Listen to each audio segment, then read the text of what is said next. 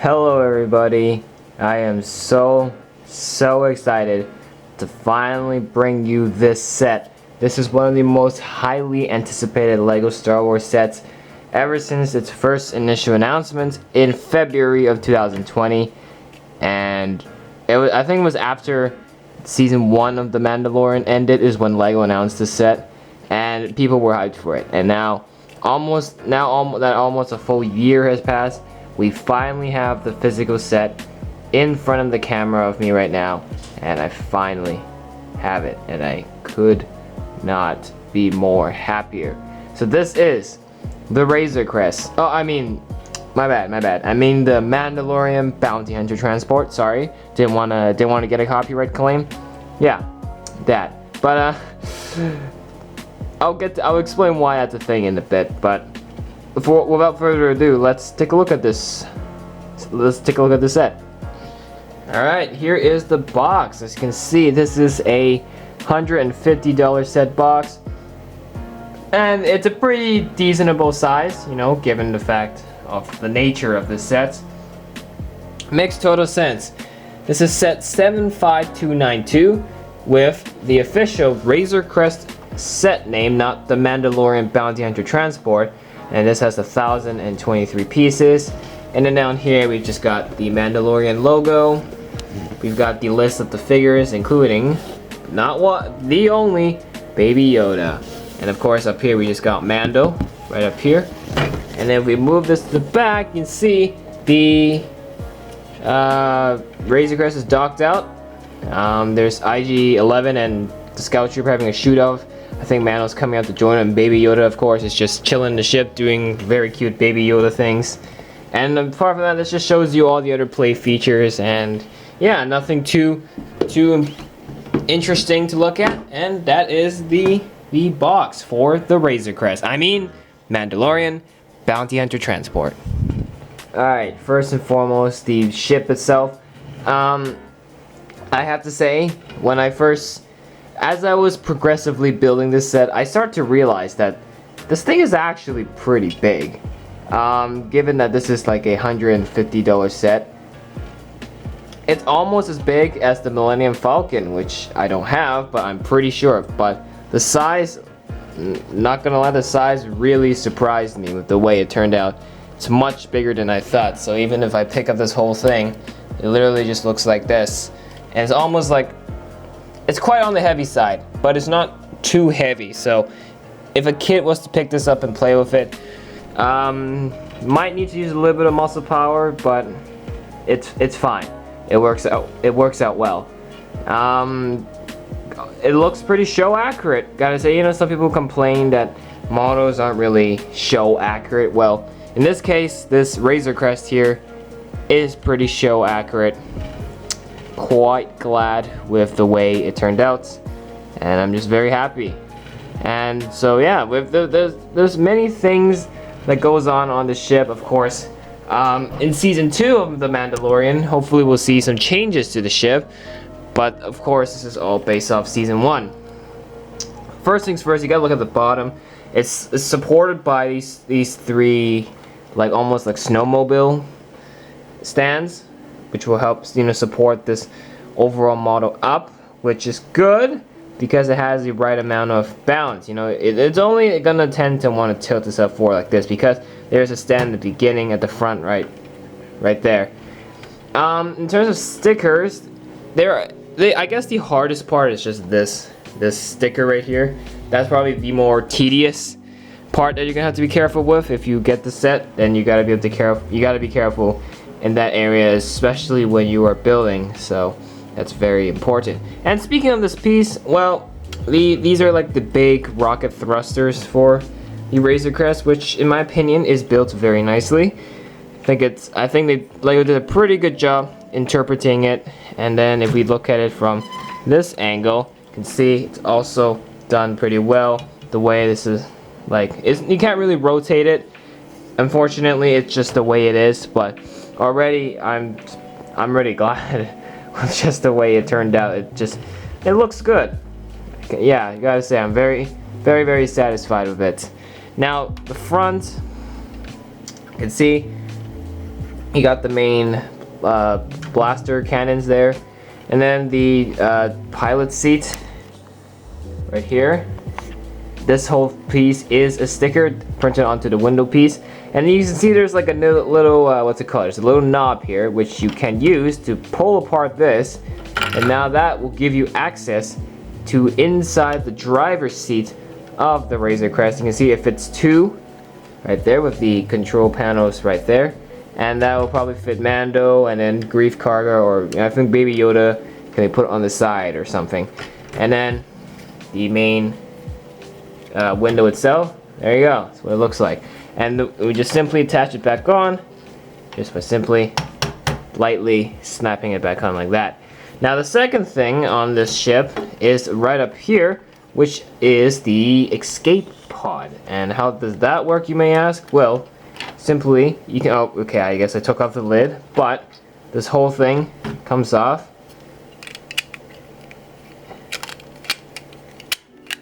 There we go, my bad.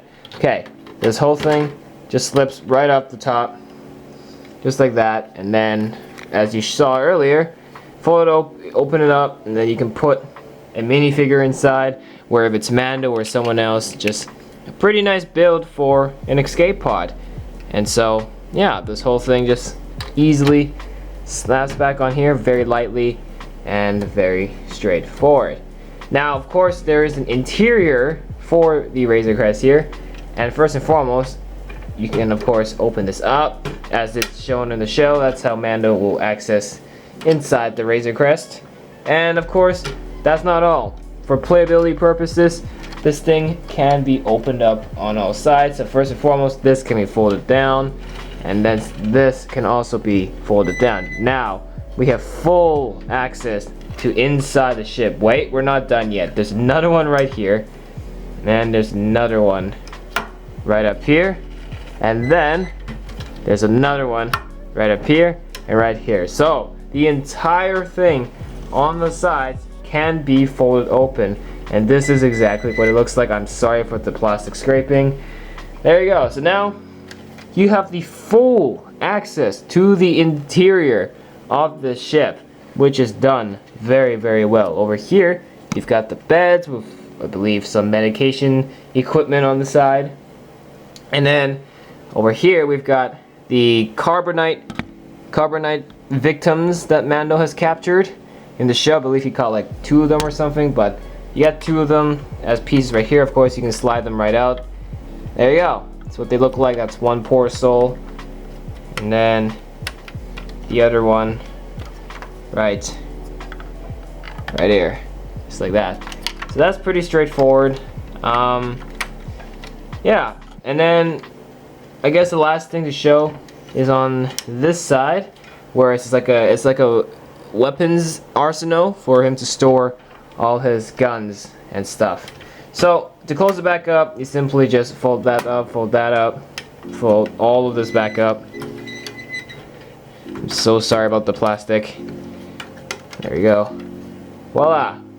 So now this whole thing is just folded up. And of course, like I said, this thing is good in playability because, like I said, because you can open up all sides, you have full access to the inside, and you can definitely do a lot of things with it. And overall, this isn't a bad model at all. The last thing I'm going to show you is the hidden spring-loaded shooters right up here. You can see they're kind of nicely tucked away. You don't really see them too well. And to shoot them, you just press on this. I already shot one. And you know what? I might as well shoot the other one. You press on this whole thing just shoots out. There we go. So that is the spring-loaded shooters, which I have to now go get because they flew to the other side of the room. And we've waited almost a year for this model, and let me just say the wait was really much worth it, because what we got in the end is a very nicely built model. I still don't understand why some people don't like it. I personally think this is done pretty well, although there's a little bit lacking of design at the back. I think the back is where the weakest point of the ship is, and I believe that could definitely use some work. But apart from that, this whole ship itself is done very nicely, and I'm very happy with it. Alright, let's take a look at the minifigures now. Alright, here are the minifigures included in this set. There's one specific one I didn't put in yet because of course you all probably know it's a special one. But we're going to quickly go over these four first. Starting on my left here, we've got Din, or I'm just going to call him Mando. I never understood his full name, so people just call him Mando, and I will call him Mando. And this Mando isn't new. This Mando is I think he is pretty much the same Mando from the AT-ST Raider that came out last year. So his design, everything is still the same. Gun is still the same cloth cape at the back. Nothing has changed, which is a little bit disappointing because if we got to Mando in his Beskar armor, that will be awesome because throughout season 1, Mando progressively changes his armor to his Beskar armor, and it'll be sick if we got a Beskar armor version of Mando. But unfortunately, this Mando right here is just the same normal one. And we take out the helmet. No face underneath, although we already have seen his face. He literally did a face reveal in the last one of the episodes of the first season. And yeah, but then again, when they designed this set, season 1 was just finishing up and LEGO had no knowledge of what the season was. So they had to stick with this design because it was already locked in and finalized. So that's Mando. And then we have IG-11 here, one of the droid bounty hunters and one of the companions for Mando, which I'm a little bit disappointed by his looks because he still continues to use the B1 battle droid body piece. I really wish they did a different print or different mold for him because he is a really good, like, in terms of skills, he's a deadly droid.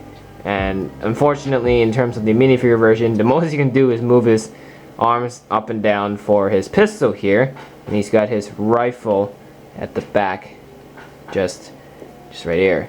And then his face print, pretty straightforward, like any IG unit. And yeah, so probably my least favorite figure in this whole set. Now, the one I just knocked over here is the Scout Trooper. No, the Scout Trooper ain't new, but it's definitely a mold we got to before. But personally, it's my first Scout Trooper, and I gotta say, Scout Trooper did a pretty good job on him. As we know, the Scout Troopers were very much loved in the show. They had a very interesting scene with Baby Yoda that many fans really liked, and I mean all of that sarcastically. And yeah, so the helmet's not new, it's still the same, but the design, glad they put the black arms for the torso. And then when you take out the helmet, it's just that classic, they kind of got rid of the angry clone face, which is good, but that's still a pretty nice face. Now, exclusive to the set for now, unless they make him again in future sets, we have Grief Karga right here with his dual-wield pistols. Kind of like the expression on his face here. If the camera would focus, you can probably see it. There you go. You can see he's got his like slightly irritated, angry face, and then on the other side you've got his more like his cheerful side face. And yeah, Grief Karga, I believe, is exclusive to the set, but hopefully if they make him in the future, they should give him like his robes or something, or his cape or something. But that is all the 4 minifigures in this set. Obviously, my favorite one here will have to be the Scout Trooper, without a doubt. But there is one very specific minifigure that everyone and all the Mandalorian fans are here for. And that is, you probably know it, Baby Yoda, also known as the Child if we use his professional name. But everyone calls him Baby Yoda. But then again, of course, he's not Yoda, he's just the same species as Yoda. And LEGO did not fail to disappoint. They delivered really well. Of course, the baby torso piece mold isn't new. Gotten it before in like LEGO's creator sets. LEGO Assembly, like the LEGO Assembly Square had one. And then LEGO City sets have them too. But I believe this is the first time we actually got this baby mold in the Star Wars universe. And LEGO, I'm so proud of you. You did not fail to disappoint.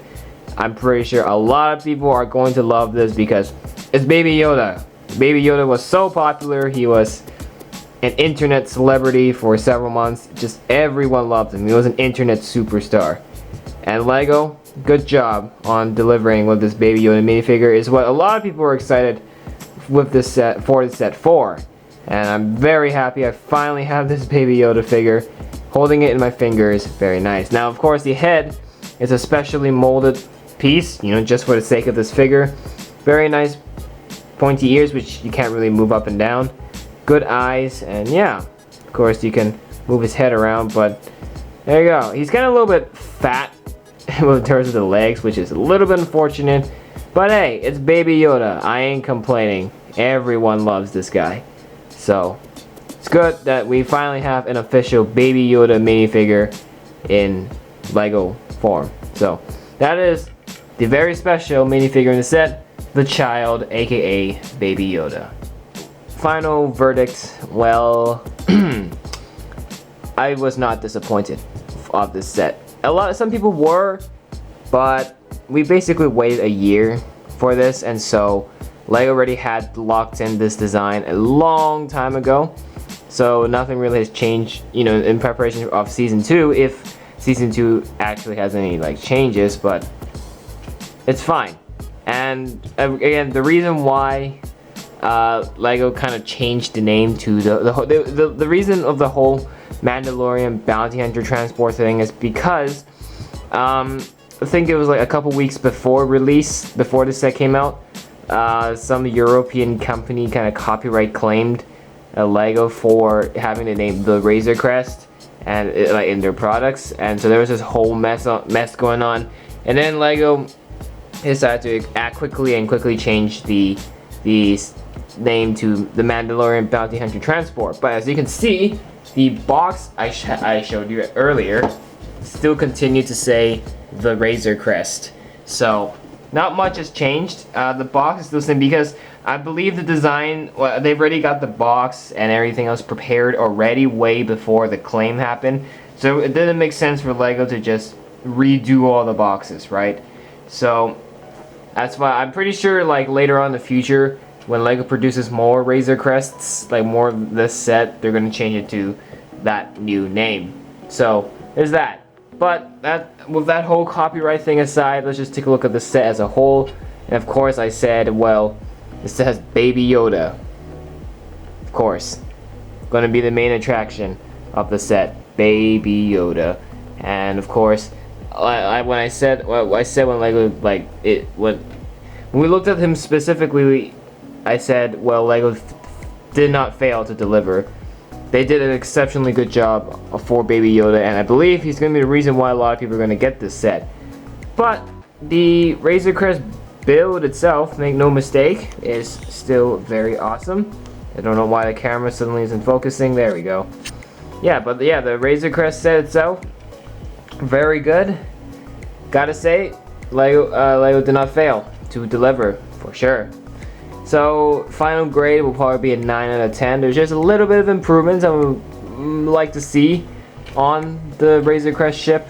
But apart from that, it's a pretty decent set, and I'm very happy of what came out of it. So, that's it for this one. Hope you guys enjoyed. If you did, make sure to hit that like button on the video and support the channel by subscribing. And we'll see you all in the next one. Bye for now.